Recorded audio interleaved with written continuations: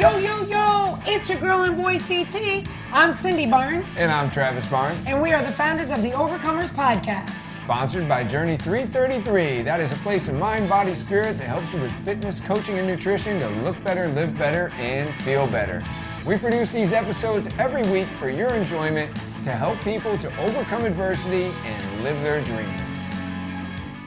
Yo, yo, yo, it's your girl and boy CT. I'm Cindy Barnes. And I'm Travis Barnes. And we're the founders of the Overcomers Podcast. The Overcomers Podcast is sponsored by Journey 333. That's a place in mind, body, spirit, fitness, coaching, and nutrition that helps you to look better, live better, and feel better. Today with us is Daniel Blue. You know, prior to the show, I was trying to just say, what parts of this will I pull and talk about Daniel? But you know what? There's just so much good stuff. I'm going to read right from it because it's just, I don't want you to miss out on who we got here.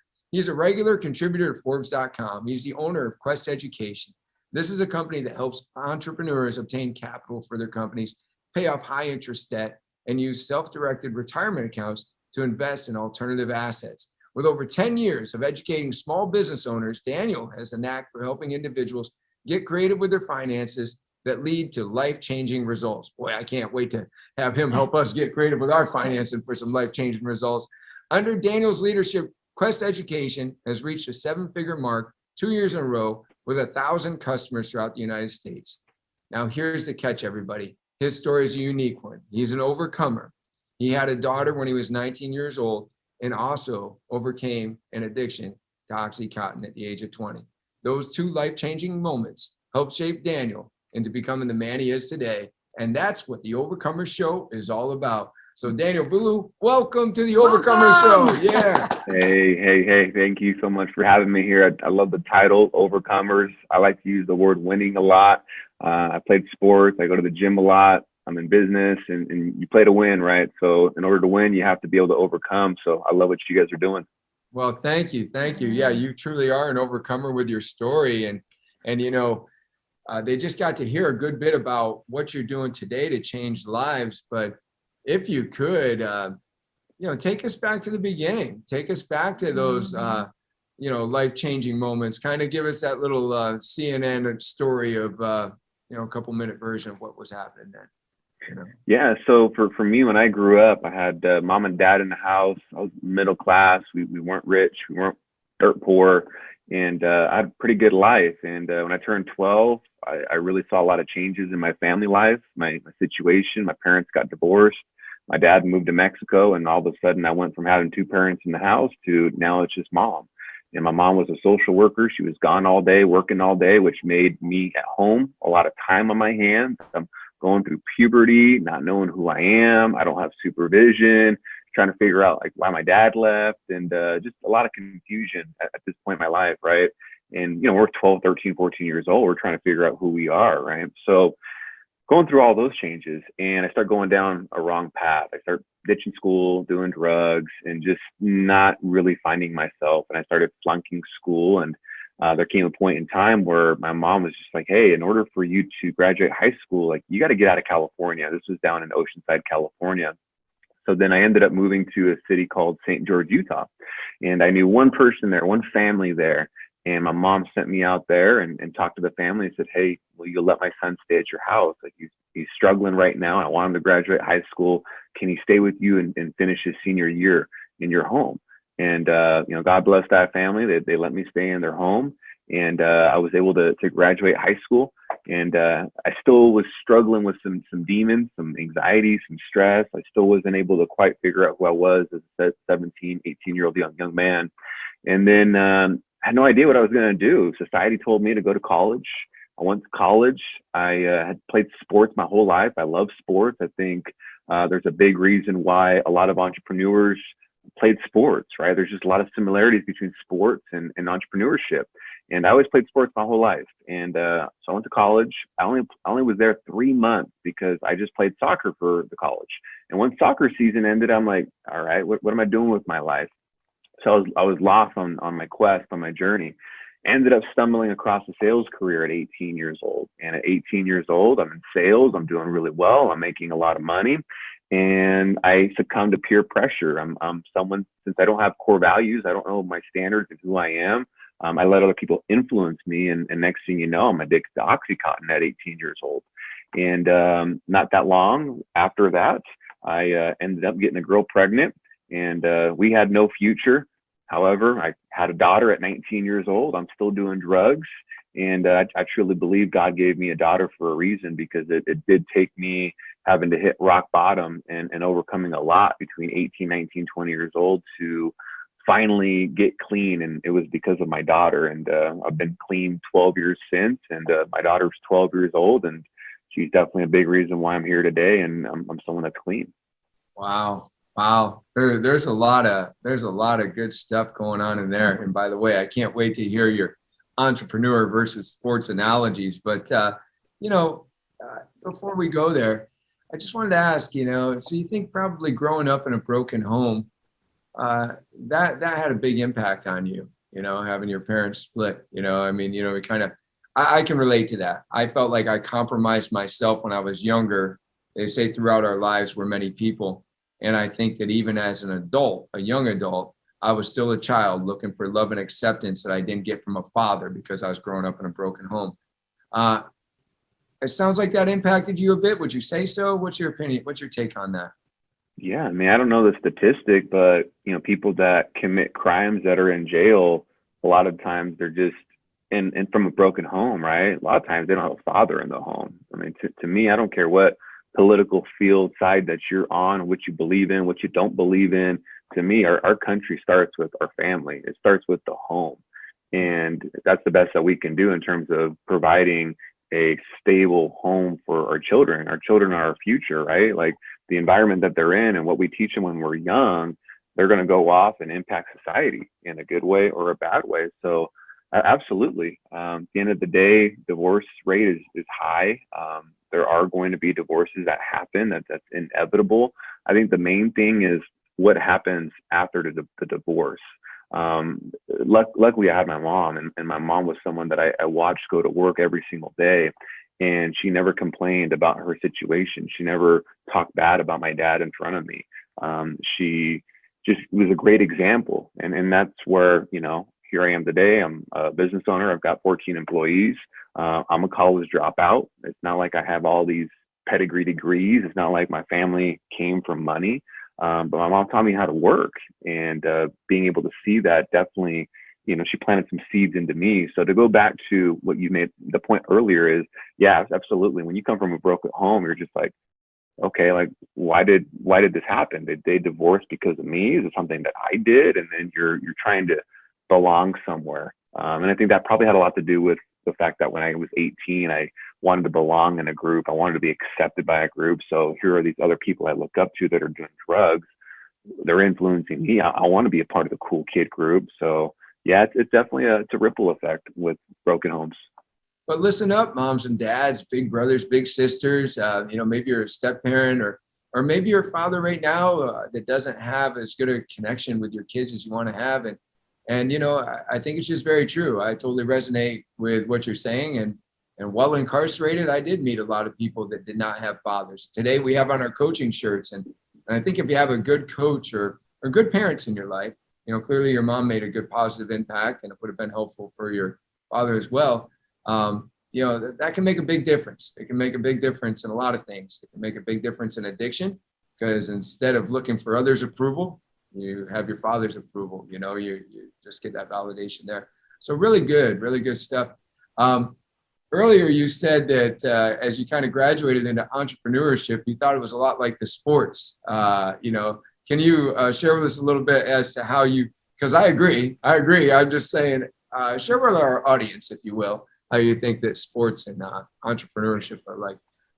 Yeah, I can't relate to people that are business owners that have, I think a popular conversation or popular statement that entrepreneurs make is like, I was born to be an entrepreneur. Like I mowed my neighbor's lawns and I made money. I took Gary Vee, which a lot of people know listening. Gary Vee is famous for saying like he would take flowers from like his neighbor's house and then go sell it to another neighbor's house to make money, or like sell, Pokemon basketball cards to his, middle school class, or take mixtape, make never back in the day, if you guys remember like Napster and LimeWire, and like make mixtape CDs and sell them, or sell shirts, right? Like just hustle. That wasn't me in middle school or elementary or high school. I didn't have that entrepreneurial mentality. I didn't grow up wanting to be a business owner. So, maybe that's someone listening right now, and you're a business owner, or you want to be a business owner, but you didn't always want to be a business owner. At the end of the day, maybe you enjoyed playing sports. And I think a lot of people can relate to, they played some kind of competitive sport, whether it's swimming, whether it's golf. I consider piano a sport. You still have to put in the effort, the commitment. I think sports, what it teaches you the most is just being disciplined, being committed. You don't want to go to practice every single day. You don't want to put in the work every single day. I think there's another level when you play team sports, because that's the closest level to running a business with employees, is culture, being able to communicate and convey your message to other people. When things are not going well, what's your conversation like? How are you reading the room? How are you having certain conversations with this person over here, and then this person over here? You have to talk to them a different way because they play a different position. And sports, you have to learn how to win. You got to learn how to lose. And more importantly, back to that commitment, you have to be disciplined. And I think a lot of people lack that, in whether you're a business owner or not. Really good. Learn how to lose, learn how to make a comeback. That's certainly something that you did. Sounds like your daughter was the game changer for you.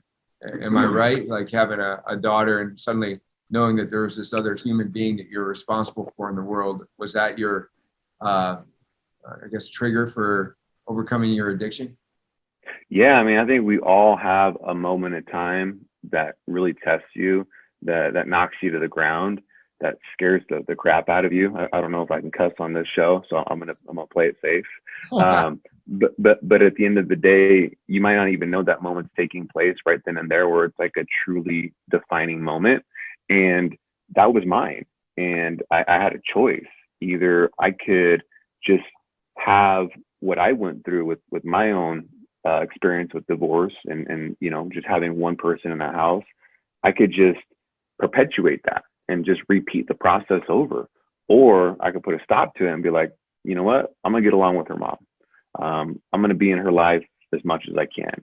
I'm gonna create a culture within our house where she can learn what's the right way to actually have standards and have conversations, and not be absent. Because there was times when I was, when her mom was pregnant, I was like, man, I don't want a kid. I'm 18 years old. I'm making $100,000 a year. I'm in sales. Like, I don't want a kid. Like, I don't know how to be a dad. So I have a easier time talking about this now because it's been 12 years. My daughter's 12, but I wasn't even there when she was born.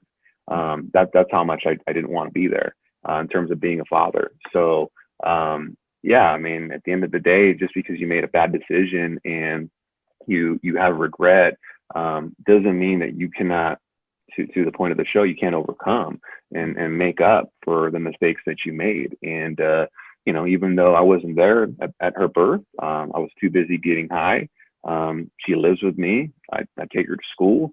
I get to help her with homework. I get to teach her about self-development. She gets to roll her eyes at me when I try to give her a life lesson, because she's 12 years old. She's hitting that teenage year.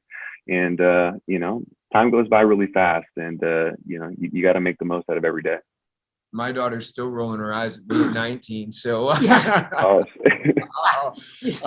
So can I ask you, when after she was born and you had a decision, obviously, to be in her life or not, and you decided you were gonna get clean, how did that happen for you?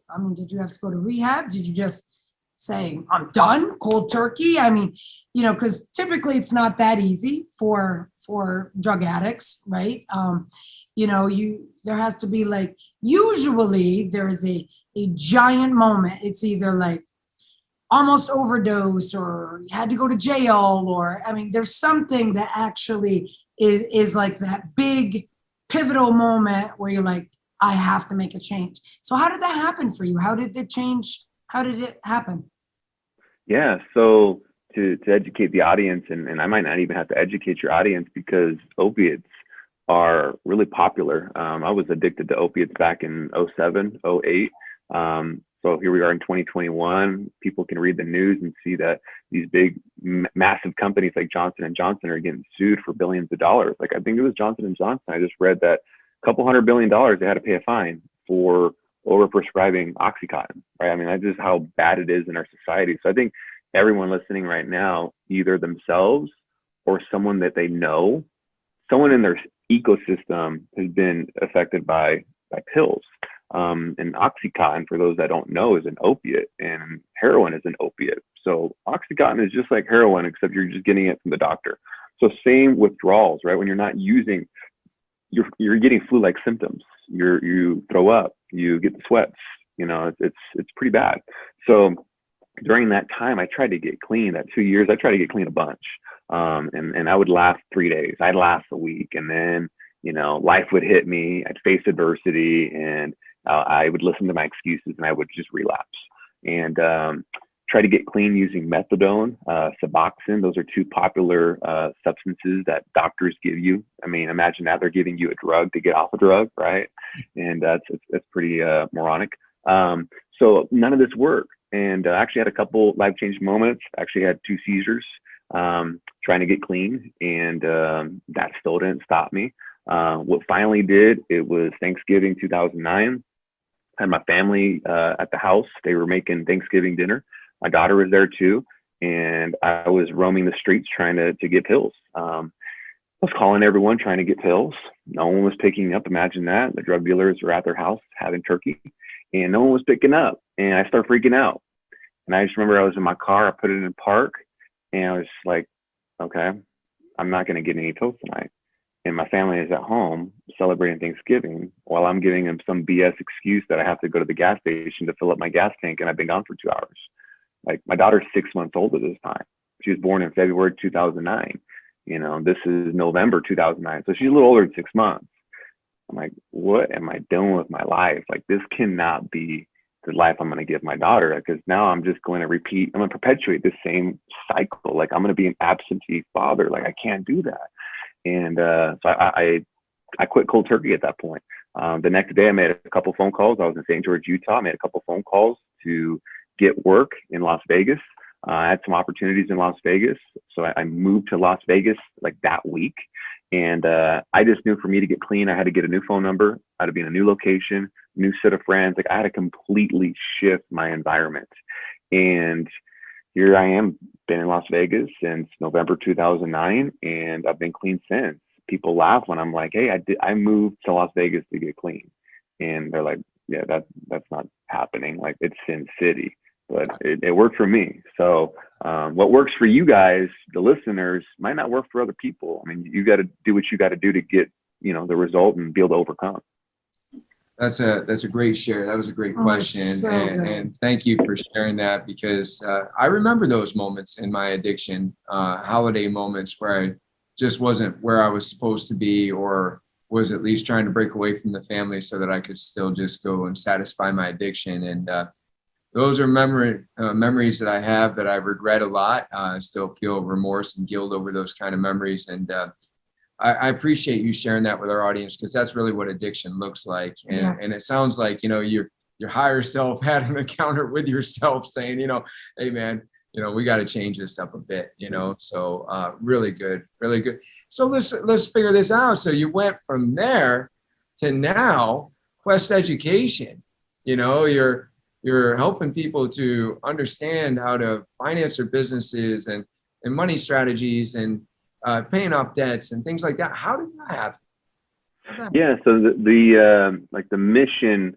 that we have here with Quest Education is helping people understand if you have a 401k or an IRA, you can access that money penalty and tax free. And that's something that really throws a lot of people off, because people have been conditioned to think that money in their retirement accounts is for when they're old and retired, and that money's locked up. They can't access that money. And if they do, they got to pay 30-40% penalties in taxes to the IRS. That is not true. there are some IRS approved ways to access money in a retirement account, penalty and tax free, and use that money how you want to use it, whether it's funding your business, whether it's paying off high interest rate credit card debt, whether it's investing in real estate. The list goes on and on. So that's our objective. That's our mission here, is to empower people and give people, financial literacy in that arena. But this journey was started back in the sales days, where, again, I was 18, got into sales, and I was just able to excel in sales and communicating with people over the phone. I was in the real estate coaching industry. I did that from about 18 to 24-ish, and had a pretty good career there. In that career, I was able to talk to other real estate investors, and I learned that there's strategies where they were telling me they were using their retirement accounts to flip a house. I was just like, how is that possible? I thought your retirement accounts were only for mutual funds, like buying Apple stock. Like, how are you using your retirement accounts to invest into a rental property or flip a house without paying penalties and taxes? So I started to learn more about that, and I would credit a big reason why I'm an entrepreneur today, being a college dropout and not coming from a family with a bunch of money, is the ability to sell and network. Like, if you can be good at communicating and you have the ability to sell and you can network, I wouldn't be here today without certain people that I met along the way. And networking is a skill as well, just like sales is. So those two things definitely helped me. But as I learned about the game of self-directed retirement accounts, and when I say self-direct retirement accounts, that just means using your retirement accounts penalty and tax-free the way you want to use it. I learned about that strategy 7 years ago, and then I was able to get out of the sales game in terms of selling real estate coaching, got into the self-directed game about 7 years ago, worked for a company for a few years. When I was 18, 19, I was a knucklehead in terms of my own finances. I bought a house in 08, right before the crash, lost that, messed up my credit score, owed a bunch of money to the IRS, spent more than I made, right? I just made a bunch of knucklehead mistakes. I learned from those. So now I'm 24, 25, making good money. I'm saving my money, right? And it worked out to where I was able to put a bunch of money and max out credit cards 3 years ago, started Quest Education, and haven't looked back. Wow. Wow. Honestly, I'm learning right now. I didn't realize, I always thought of those types of things as also being penalties. I would not have even known that if somebody wanted to start a Journey franchise, that I could advise them that they could actually, do that kind of thing without paying the penalties on a retirement account. That's really awesome. What else do you think that people are missing out on nowadays? Some of those things that you can, financial strategies that you can use that are maybe things that you're able to teach people about, but they're just not so well known, or, kind of come as a surprise to people like myself that are talking with you today. Yeah, I mean, I think my advice there is to get around a higher caliber of people. I'm a big proponent of masterminds. I'm in a couple masterminds myself, and I'm in a group where it's other business owners in that group. And there's just a lot of things that we don't know, right? So someone that is wanting to learn more about finances, just take it one step at a time. Like, for example, the tax game, there's a lot of write-offs and deductions that people aren't taking advantage of. Credit scores, there's a lot of different ways to build credit, business credit, getting funding, retirement accounts, right? Like that's my lane. When it comes to retirement accounts, that's my area of expertise. But when I'm in these mastermind groups, I'm able to pick apart different strategies and listen to other ideas. Like, oh shoot, I can pay my kid $12,000 a year and it's tax free. I didn't know I could do that. I just got to have them work for the company for a little bit. Now, again, I'm not a CPA. I'm not giving tax advice on this podcast. Talk to your CPA, but like little things like that, you don't hear about in high school and college, right? So I strongly recommend that people, find different mastermind groups. There's a bunch of them out there. I like them in person because now I'm in a room where I'm networking, and this person does insurance, and this person does real estate, and this person does, tax and entity LLC planning, right? And you just pick up different things along the way. Yeah, no, I love what you're saying about networking. Circle of genius, we're in masterminds. We always have been for our business. Certainly that has helped to elevate our game, because we go there and we see what other successful people are doing. And and we take from them. It's just that's what it's all about. Just this brain trust, this shared knowledge. So really appreciate that. What do you think? You've talked about networking, you've talked about sales, which I agree, two of the biggest business builders for any business. What do you think has been the secret to success for Quest Education to now have over 1,000 customers throughout the United States? You're working with a variety of different businesses, educating small business owners for the past 10 years. What do you think has been the success? I would say, like, we just give the game up front. If people were to go to danielblue.me and go to my website, they'll see my podcast. I have a course. They'll see a link to my company's website, Quest Education.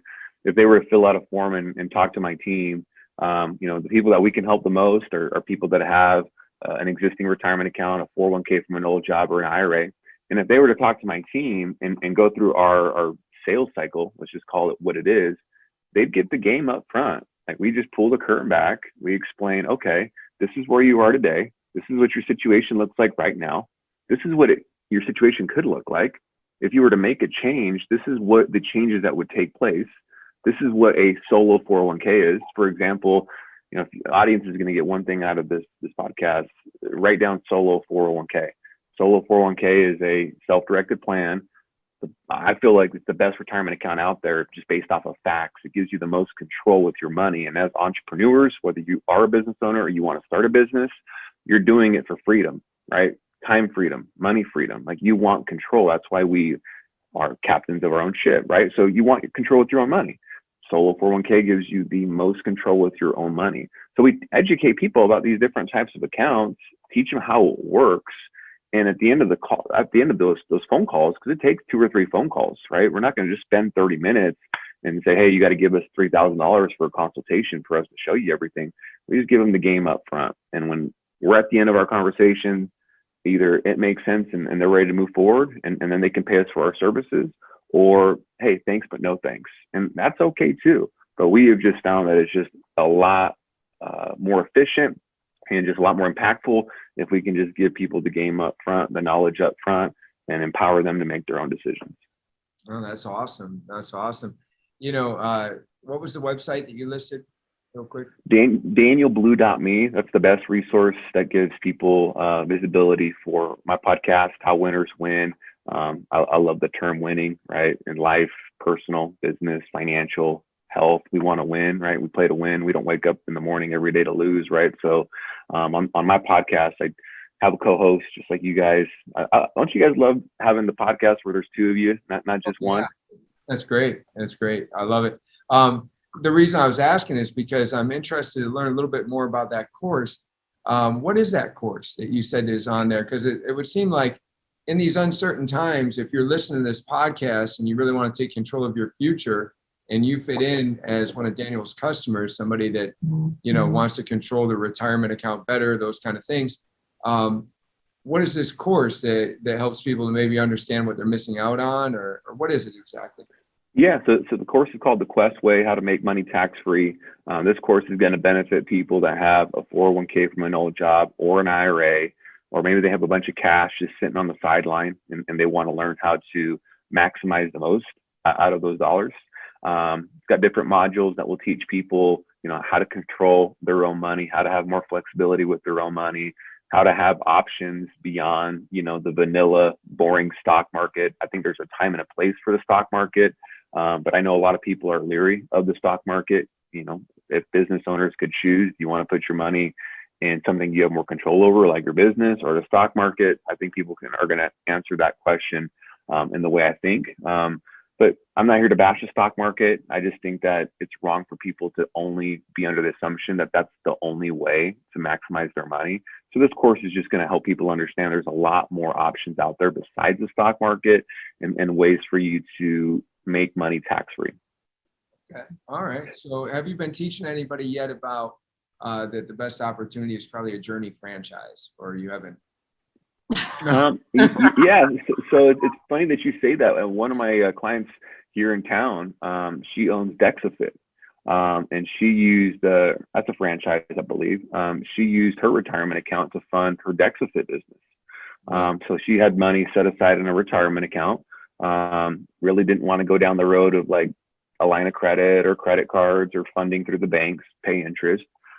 She preferred to use money in her retirement account that was in the stock market versus that being in the market and just having that money in her hands where she could have more control and invest in her business. So yeah, we definitely have a few clients that have gone down that road.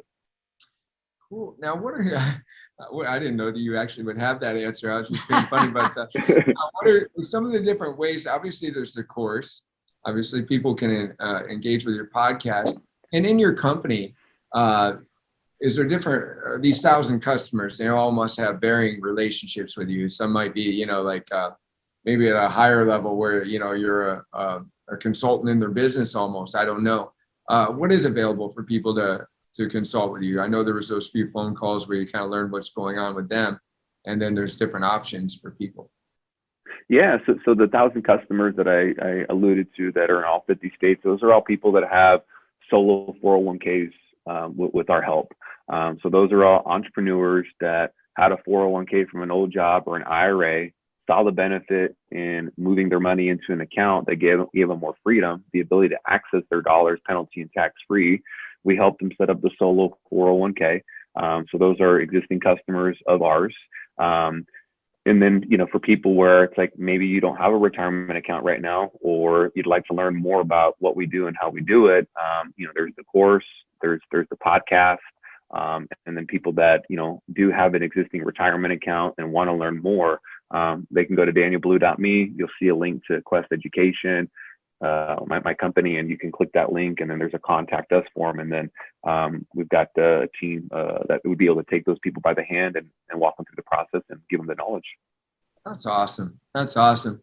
How do you feel today, looking back on that 19, 20-year-old kid that you once were, and now you're a successful businessman, 1,000 customers in 50 different states, helping people to, you're making a positive impact on people's lives with their financial strategies. How does that make you feel when you look back on those kind of things?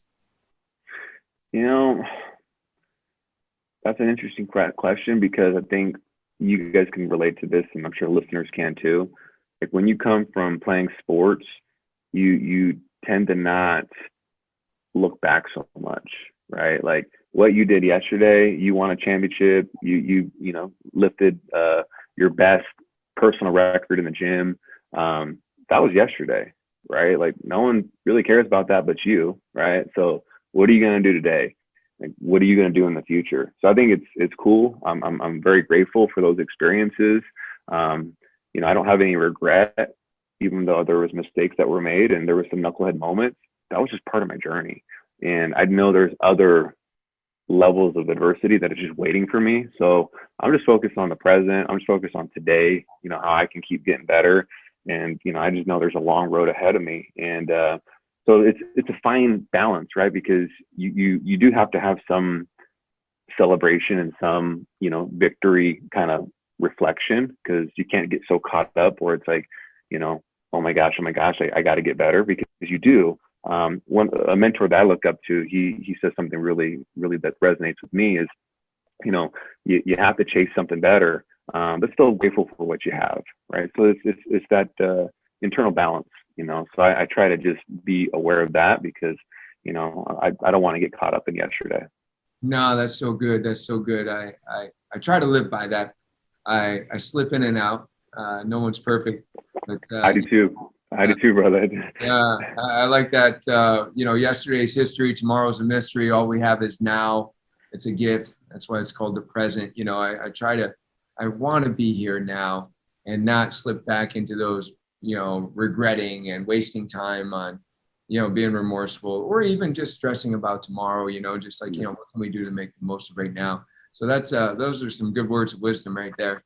Daniel, anything else for our audience? Any other words or any other ways maybe they can follow you on social media sites as well?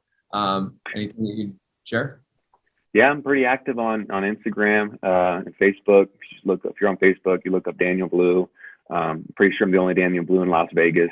So if you see a dark-haired gentleman, that's me. And then on Instagram, Daniel Blue with 2 underscores. I'm pretty active on both of those platforms. And then, just to tie back to your show, adversity and overcoming challenges, that's a gift, right? I would rather face, something that's stressful, that is tough, than just coast and deal with mediocrity. So, don't be afraid of, facing that kind of stuff, because that's where growth comes from. Yeah, so good, so good. Can you look at your adversity as a gift that's about to give you the growth that you need? That's so good. Daniel, thank you for being on the show today. Follow Daniel if you want to learn how to win. There it is. For sure. Appreciate you. Yeah. I love it, guys. Thank you so much for having me. Hey, thanks for tuning in to the Overcomers Podcast, sponsored by Journey 333. When I am not hosting the Overcomers Podcast, I am working at one of our fitness franchises so that I can continue to help people overcome adversity on a daily basis. That's right. People come to the Journey 333 fitness franchises because they want a coach in their life. They want somebody to help them overcome the adversities of life, motivate them to higher levels of greatness, bring out their potential, help them lose weight, get off medications, fight depression, fight anxiety. That's what we do on a regular basis. If you feel like you want your life to be about helping more people to overcome their adversities, if you feel like you're an overcomer and you want to create more overcomers, then maybe owning a Journey 333 franchise would be for you. To find out more, go to www.journeyfitness333.com.